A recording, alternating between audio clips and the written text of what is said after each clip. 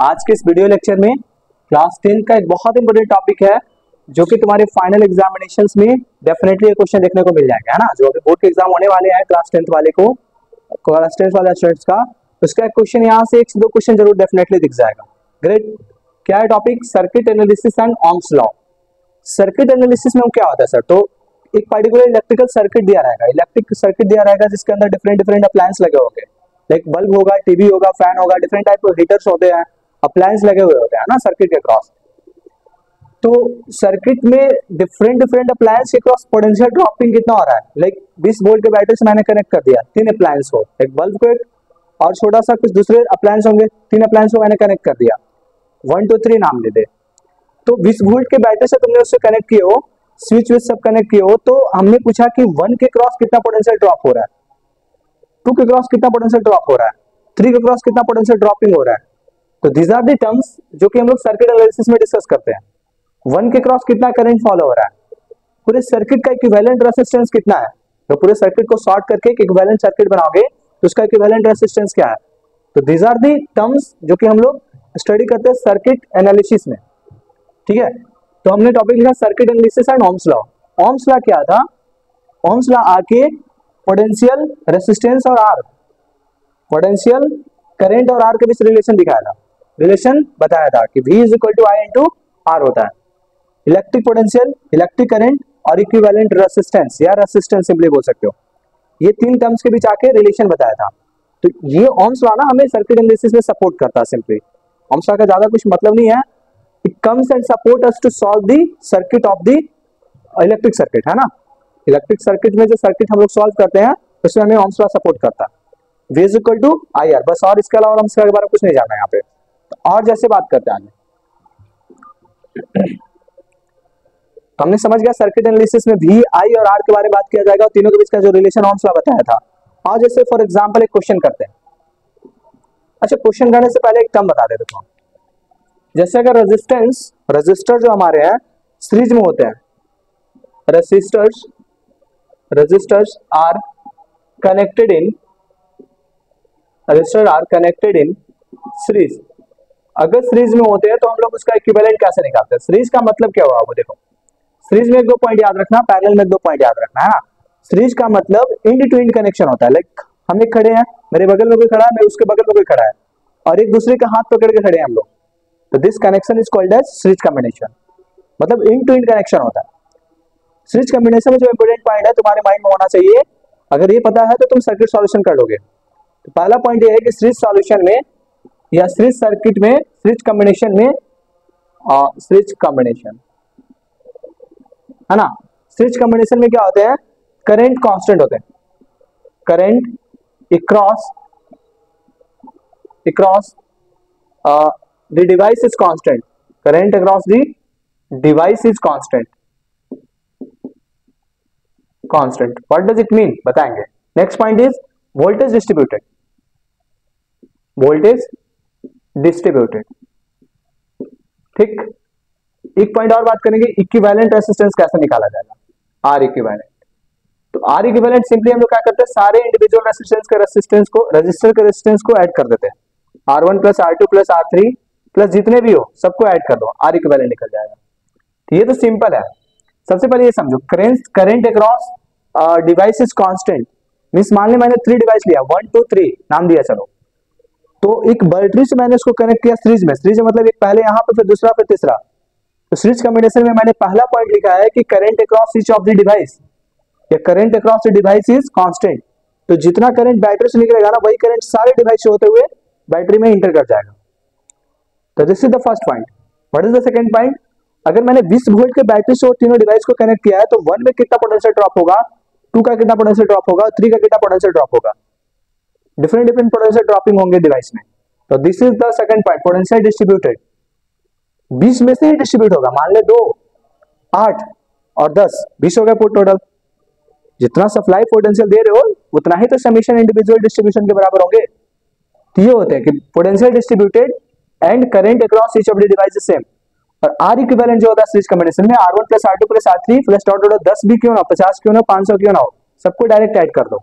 सारे रेसिस्टर के या सारे डिवाइस का जो इंडिविजुअल रेसिस्टेंस होंगे उनको सिंपली ऐड कर दो। This is the equivalent resistance for this series combination. This is the important point you have to know in order to solve this circuit. ठीक, great. Next is parallel combination. दो प्रकार का combination हम generally discuss करते हैं, series होता है, दूसरा पैरेलल होता है. तो कॉम्बिनेशन के बारे में समझ जाओगे तो फिर सर्किट सॉल्यूशन करना आसान होता है. दूसरा होता है पैरेलल कॉम्बिनेशन. अब देखो पैरेलल कॉम्बिनेशन में भी दो तीन पॉइंट्स है, उसको तुम्हें पता होना चाहिए. ठीक, तो पैरेलल कॉम्बिनेशन में पहला पॉइंट हम बोलेंगे कि potential drop across each of the device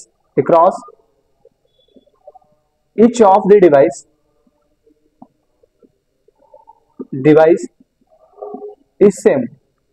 appliance बोल सकते हो, डिवाइस बोल सकते हो, रजिस्टर बोल सकते हो, कोई फर्क नहीं पड़ेगा ना, सेम चीज है. डिवाइस इलेक्ट्रिकल डिवाइस होते हैं, अप्लायंस मतलब बल्ब वगैरह, टीवी वगैरह, वही डिवाइस भी हम बोल रहे हैं यहाँ पे. रजिस्टर भी बोल सकते हो, R1 R2 R3, सेम चीज है. Next is potential drop across each of the register is same. Current distributed just opposite, जिस जो अभी पहले में बात किया उसका जस्ट अपोजिट हो यहाँ पे. करंट डिस्ट्रीब्यूटेड किसके across current distributed across the device में क्या डिस्ट्रीब्यूट होता है बाबू? Current.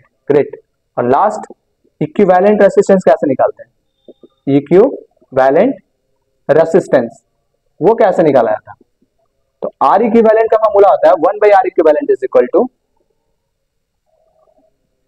1/R1 plus 1/R2 plus 1/R3. अब 50 हो तो डॉट डॉट डॉट लेके 1/1 सबको ऐड करते चल जाओ. This is the R equivalent. इस तरह से हम लोग आर इक्विवेलेंट को निकालते हैं. किस कॉम्बिनेशन में? Parallel combination. तो first point is potential drop across each of the resistor या each of the device is same. कहने का मतलब ये है कि 20 वोल्ट से तुम सप्लाई कर रहे हो तीन डिवाइस को, डिवाइस 1, डिवाइस 2 और डिवाइस 3. देखो इस कनेक्शन को हम लोग पैरेलल कॉम्बिनेशन बोलते हैं. मान ले मैंने एक डिवाइस मेरे सामने खड़ा है और एक उसके सामने खड़े हैं. एक साइड वाले सारे हाथ से एक पॉइंट को पकड़े हुए, दूसरे साइड वाले हाथ से किसी दूसरे कॉमन पॉइंट को पकड़े हुए. This combination is called as parallel combination. तो मान ले तीन डिवाइस मैंने लिखा 1, 2 और 3. तीनों डिवाइस को एक 20 वोल्ट के बैटरी से कनेक्ट किया. तो कनेक्शन में क्या होगा कि जो 1 के क्रॉस पोटेंशियल होगा वही 2 के क्रॉस होगा, वही 3 के क्रॉस होगा. This is the first point कि potential drop across each of the device is same. Current distributor यहां से जो करंट निकलेगा तो फर्स्ट में 1 जाएगा, दूसरा में I2, तीसरा में I3. Current distributed. Next point is equivalent resistance कैसे निकालते हैं? तो 1/R equivalent is equal to 1/R1 plus 1/R2 plus 1/R3. 50 है तो 1/50 सारे को ऐड कर देंगे. This is the way to find the terms जो कि बहुत इंपॉर्टेंट है सर्किट सॉल्यूशन. ग्रेट. एक क्वेश्चन डिस्कस करते हैं, ज्यादा क्लियर होगा, ज्यादा समझ पाओगे, है ना. और जैसे क्वेश्चन लेते हैं, ये फंडामेंटल्स हमारे माइंड में है तो क्वेश्चंस कर लेंगे. जैसे लाइक एक सर्किट सॉल्यूशन क्वेश्चन लेते हैं. जैसे क्वेश्चन देखो ये कि 3 रजिस्टर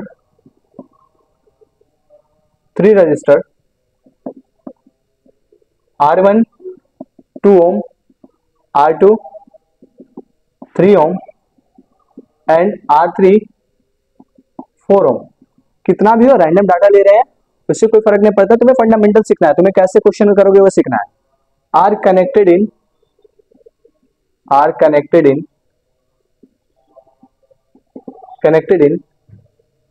सीरीज. कैसे कनेक्ट किया गया उनको? सीरीज में. Find the current, find the following. क्या क्या निकालना है? सो देखो क्वेश्चन पहले देख लो. फाइंड द फॉलोइंग क्या क्या निकालने हैं? पहला निकालना तुम्हारा इक्विवेलेंट रेजिस्टेंस. इक्विवेलेंट रेसिस्टेंस आसान है, तीनों सीरीज में आराम से तीनों को ऐड कर दोगे डायरेक्ट. दूसरा निकालना है potential drop across each of the register. Potential drop across each of the register. और लास्ट पॉइंट है सर्किट करंट.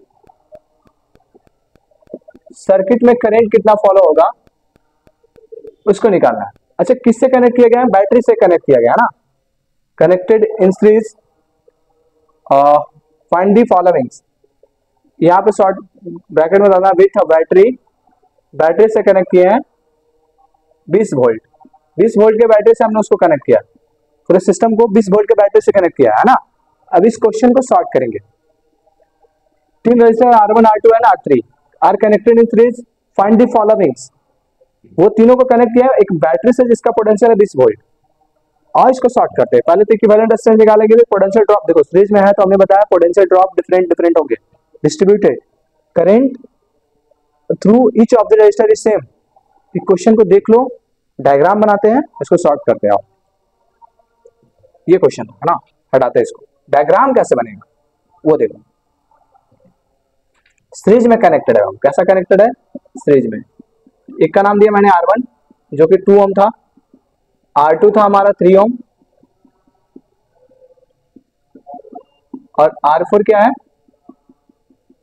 R3 क्या है 4 ओम। ग्रेट, इस तीनों को हम लोग कनेक्ट किया एक बैटरी से।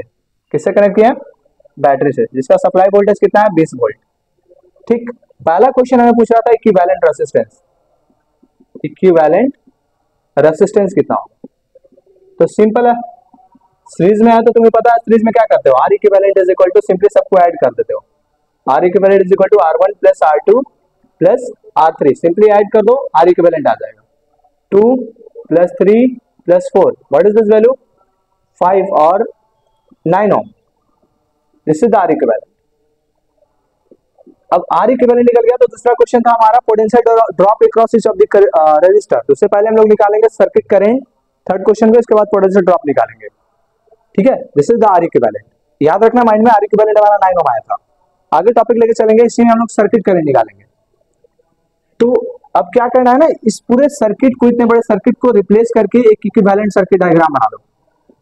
Equivalent circuit diagram, equivalent circuit diagram, ये क्या होता है सर? इक्विवेलेंट सर्किट डायग्राम एक स्मॉलेस्ट फॉर्म ऑफ द बड़े सर्किट का एक छोटा सा फॉर्म होता है, जो एग्जैक्टली सेम इंपैक्ट जो इस सर्किट में दिखाएगा वही भी इंपैक्ट दिखाएगा। सारे पैरामीटर सब कुछ सेम होते हैं। तो this is called as equivalent circuit. तो इसको हटा के एक छोटा सर्किट बना देंगे, और पूरे रजिस्टर का 50 भी हो 60 भी हो तो सबको हटा के यहाँ पे आर इक्विवेलेंट लिख देते हैं हम लोग। R equivalent is equal to कितना था 9 ओम, पीछे का भी हमने डिस्कस किया था। सप्लाई पोटेंशियल कितना है 20 वोल्ट। अब यहाँ पे ओम्स लॉ लगा दो। ओम्स लॉ, ओम्स लॉ क्या बोलता है तुम्हें कि V is equal to I R, I into R. V R 20, I कितना होगा, आई रहने दो, आर का वैल्यू 9 दिया हुआ है। What is the circuit current 20/9 ampere. This is the value of circuit current. ये क्या है, सर्किट करंट। यही करंट सर्किट में फॉलो होगा। What is the next question, हमने निकाल लिया equivalent resistance, circuit current, Ohm's law use करके। अब हमें निकालना है कि इसके क्रॉस कितना पोटेंशियल ड्रॉप होगा, इसके क्रॉस कितना ड्रॉप होगा, इसके क्रॉस कितना ड्रॉप होगा। मान ले V1, V2 और V3, ये 3 टॉपिक निकालना है ना, 3 पॉइंट्स को निकालना है और डिस्कस करते हैं इसको हटाएंगे। देखो तो हमने समझ में आ गया, अभी क्वेश्चन हमने सॉर्ट किया था तो आया था कितना 20/9 एम्पियर आया था करंट। ये करंट का वैल्यू है। Through out the circuit same होंगे, 20/9 ही एम्पियर इधर से निकल जाएगा और सब में सेम होगा, सारे में 20/9 ही आएंगे, 20/9 होते हुए और यहाँ पे फाइनल बैटरी में एंटर कर जाएगा। ग्रेट। अब हमें R1 के क्रॉस देखना है, पोटेंशियल ड्रॉप अक्रॉस R1 के क्रॉस कितना ड्रॉपिंग हो रहा है। तो V1 था, V1 is equal to I into R1। क्यों सर, क्योंकि करंट तो सब में सेम है ना, सर्किट करंट तो थ्रू आउट द रजिस्टर सारे रजिस्टर पे सेम है। पुट कर दो, V1 इज इक्वल टू आई का वैल्यू आया 20/9, R1 कितना है 2, ये हो जाएगा 40/9। इतना वोल्ट ड्रॉप होगा किस पे, R1 पे। उसमें से R2 पे निकालोगे तो ऐसे निकाल दोगे, R2 पे निकालना होगा, अक्रॉस R2 करोगे तो यहाँ पे R2 पुट कर दोगे, यहाँ पे V2 पुट कर दोगे, वहां से निकालोगे।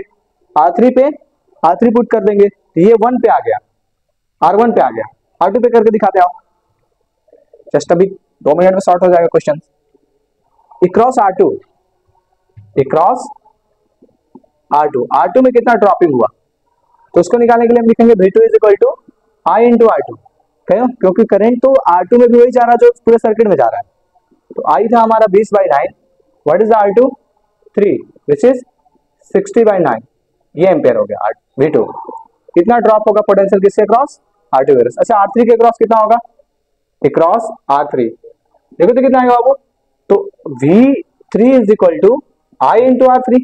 क्यों आई लिख रहे हैं सर, क्योंकि करंट तो थ्रू आउट द सर्किट सब में सेम है ना, डिफरेंट नहीं है, तो यहाँ पे भी यूज करेंगे। V3 इज इक्वल टू आई का वैल्यू 20/9, R3 का वैल्यू कितना है 4, 20/80/9 है ना। तो जो भी वैल्यू आएंगे, this is the potential drop across volt, यहाँ पे वोल्ट था है ना, यहाँ पे वोल्ट होगा, पोटेंशियल का यूनिट होगा वोल्ट। तो R1 R2 R3 के क्रॉस हमने पोटेंशियल ड्रॉप निकाल लिया, सर्किट करंट निकाल लिया, इक्विवेलेंट रेजिस्टेंस निकाल लिया है ना। तो दिस इज द वे कि हम लोग कैसे सॉर्ट आउट करते हैं क्वेश्चंस को। ठीक, थैंक यू।